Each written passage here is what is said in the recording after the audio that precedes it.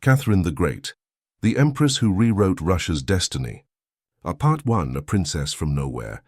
In 1729, in the quiet town of Stettin, then part of Prussia, now Poland, Sophia Augusta Frederica was born into a world that seemed destined to overlook her. Her family, minor German nobility, lived comfortably, but without grandeur.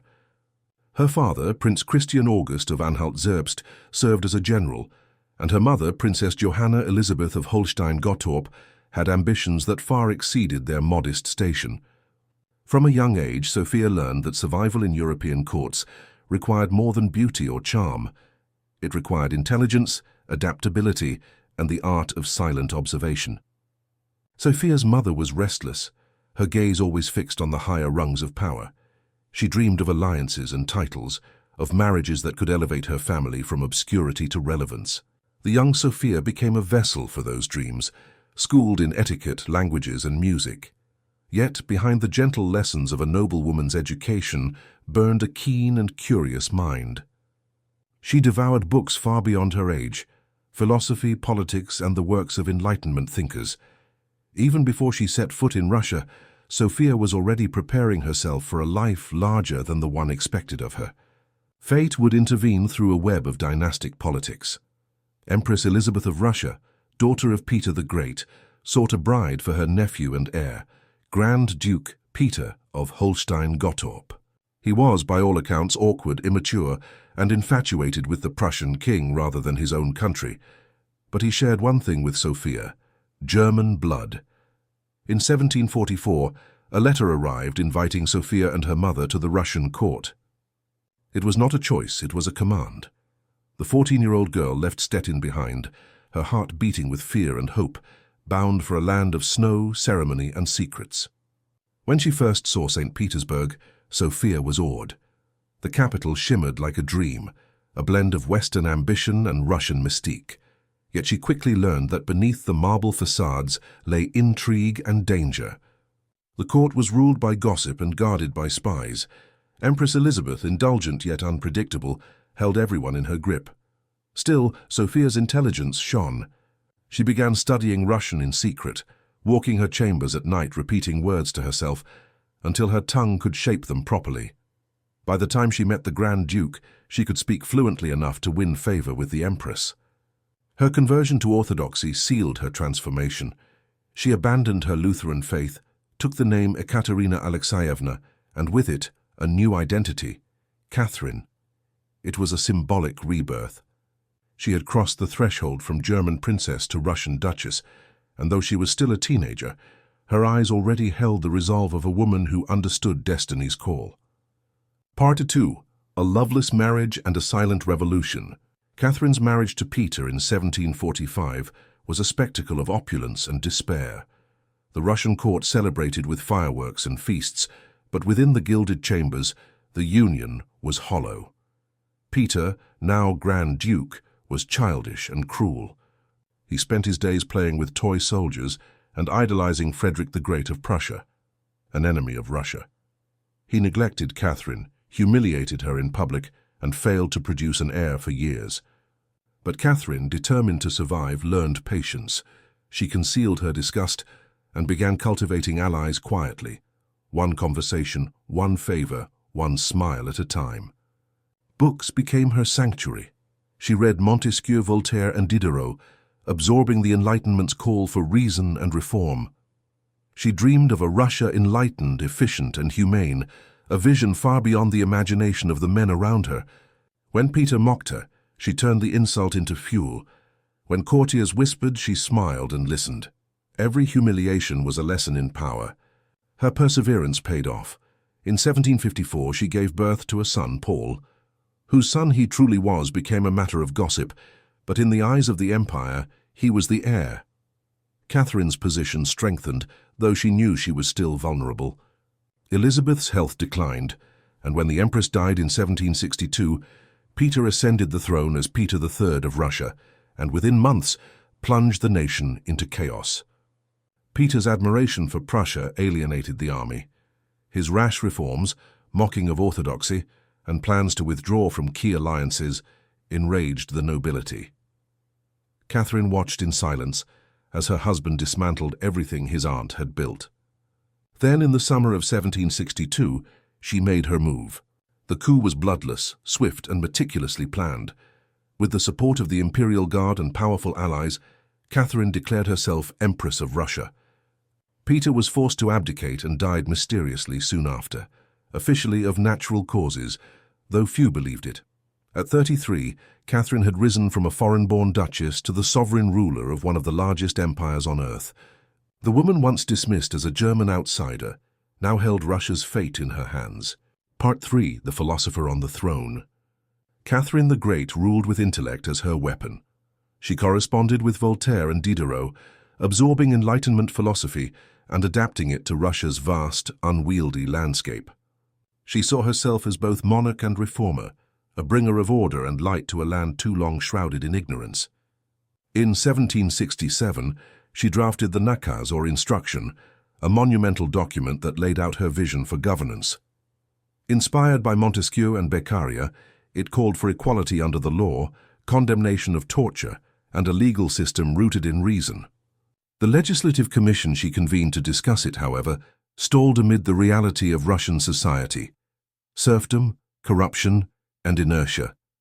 The nobles resisted change, the peasants remained voiceless. Enlightenment ideals collided with autocratic reality. Yet Catherine persisted.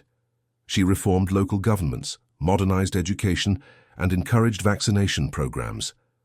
Under her rule, new schools and hospitals were built, trade expanded, and cities flourished. She opened Russia to European culture, art, theater, science, and architecture, all found a home in her empire.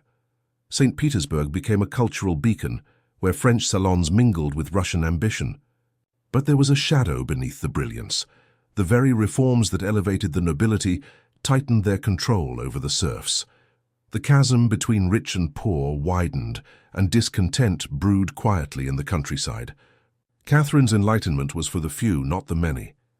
Yet in her mind, the empire's survival depended on the stability of hierarchy. She saw herself not as a revolutionary, but as a guardian of progress within the boundaries of order. Part 4. Rebellion and the Price of Power. In 1773, rebellion erupted. A Cossack named Emelian Pugachev claimed to be the deceased Peter III and rallied thousands of peasants under his banner.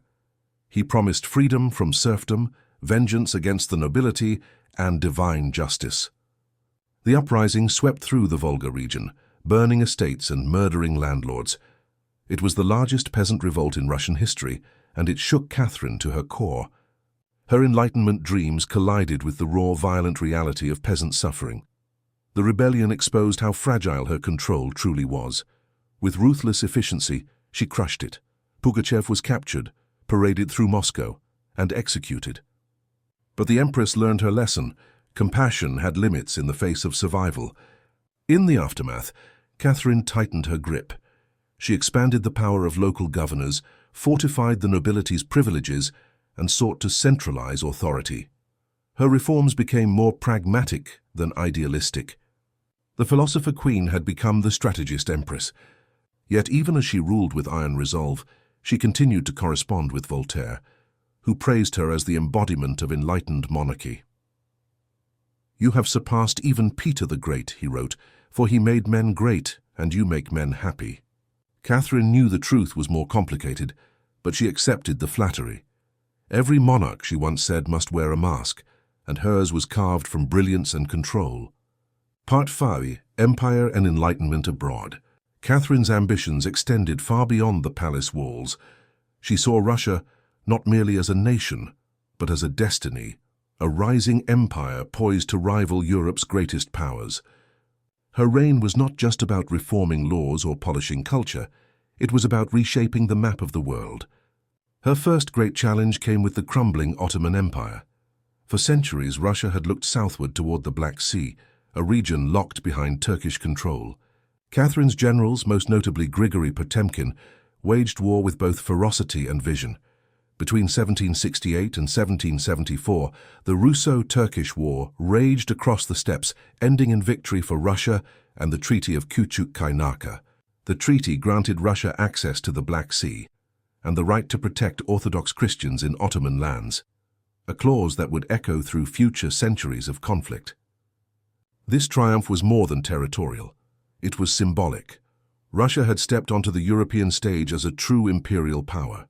Catherine reveled in the glory, but she was not content with mere conquest.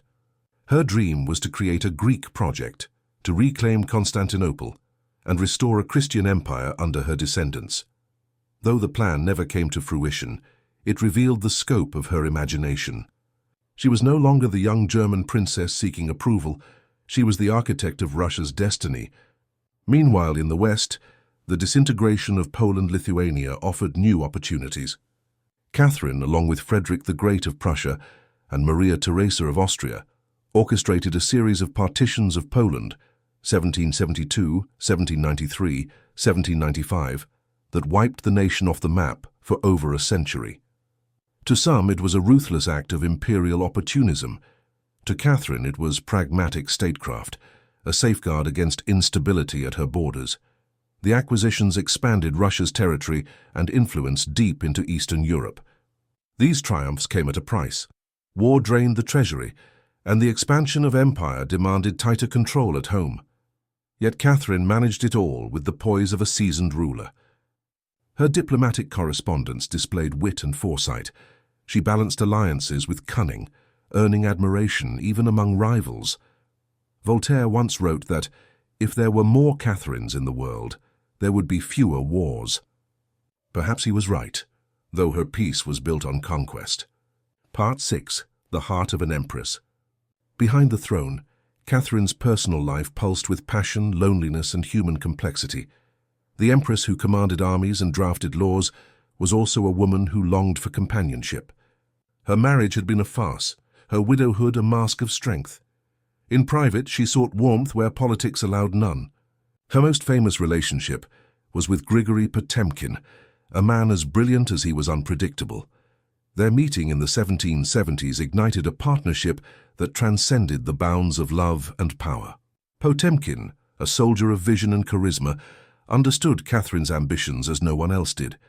Together they dreamed of transforming Russia's southern frontiers, building cities, ports, and colonies that would secure her empire for generations.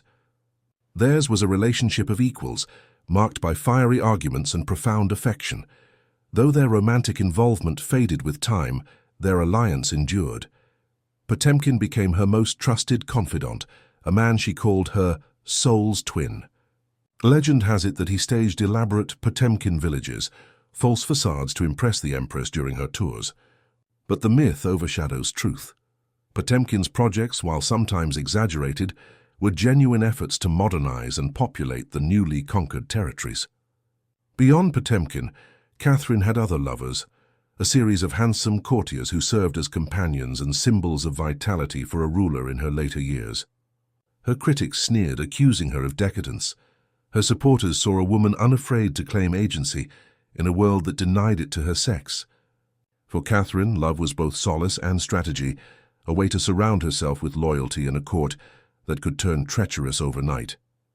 Yet in her letters, glimpses of vulnerability surface. "I have no one to whom I can truly speak," she once wrote. "They see me as an idol, not as a woman." The Empress of Russia, surrounded by grandeur, remained deeply human, intelligent, flawed, and forever seeking understanding. Part 7. Art, Culture, and the Russian Soul. Catherine's reign was not only about power, it was also about transformation.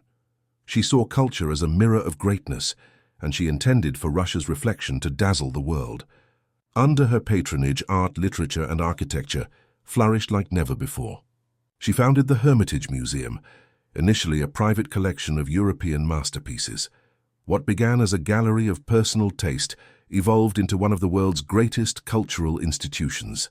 She purchased thousands of paintings, sculptures, and rare books, corresponded with Diderot about philosophy, and invited Western thinkers to her court. She wanted St. Petersburg to rival Paris, a city of intellect and grace set against the Russian winter. Her influence reached the theatre, ballet, and education. She established the Smolny Institute for Noble Maidens, the first state-funded school for girls in Russia, believing that education was the foundation of civilization. She even wrote comedies and political pamphlets under pseudonyms, revealing her sharp wit and moral insight. Satire, she said, is the weapon of reason. But her reforms also revealed a paradox. While she opened the doors of culture to the elite, millions of serfs remained shackled to the land. The divide between Enlightenment ideals and Russian reality grew ever wider. Catherine knew it, and it haunted her. "I wish to do good," she once confessed, "but I am surrounded by those who will not let me." The machinery of empire was vast, and even an empress could not move it alone. Still, her legacy and culture endured. She gave Russia confidence, the sense that it was no longer a student of Europe, but a participant in its story. The Russian Enlightenment, however imperfect, was born in her shadow. Part 8. The Final Years. By the 1790s, Catherine had reigned for more than 3 decades. The young woman who had once trembled before the Empress Elizabeth was now one of Europe's most formidable rulers. Yet time and history began to catch up with her. In 1789, the French Revolution erupted, shattering the very ideals Catherine had once admired. The Enlightenment philosophers who inspired her now preached equality and rebellion. Kings were overthrown. The guillotine replaced the crown. Catherine, horrified, turned away from the liberal principles she had once cherished. She banned radical writings, tightened censorship, and reaffirmed autocratic rule. "Liberty," she declared, "is a fine word, but one must know for whom it is suitable." Her later years were marked by both accomplishment and isolation. Potemkin died in 1791, leaving her bereft of her dearest ally. Her son, Paul, estranged and resentful, plotted against her influence. The court, once vibrant with ideas, grew cautious and cold. Still, Catherine continued to work tirelessly, writing memos, reading dispatches, reviewing reforms. Even in old age, her mind burned bright. On November 6, 1796, Catherine suffered a stroke at the Winter Palace. She died the following day, leaving behind a vast empire and a complicated legacy. Her son Paul ascended the throne, reversing many of her policies, but he could not erase her mark on Russia. The country she left behind was stronger, richer, and more self-aware than the one she had inherited. Part 9. Legacy of a Great Empress. Catherine the Great remains a paradox of history, a ruler torn between enlightenment and empire, compassion and control. She expanded Russia's territory by hundreds of thousands of square miles, reformed its administration, and ushered in an age of cultural brilliance. She corresponded with philosophers, modernized education, and sought to rationalize governance. Yet she also deepened the chains of serfdom, strengthened the nobility, and ruled through autocracy masked as progress. To her contemporaries, she was the Northern Semiramis, a woman who defied gender, nationality, and expectation. To later generations, she became both legend and controversy. The foreigner who became more Russian than the Russians, the intellectual who ruled by the sword, the empress whose grandeur sometimes bordered on myth.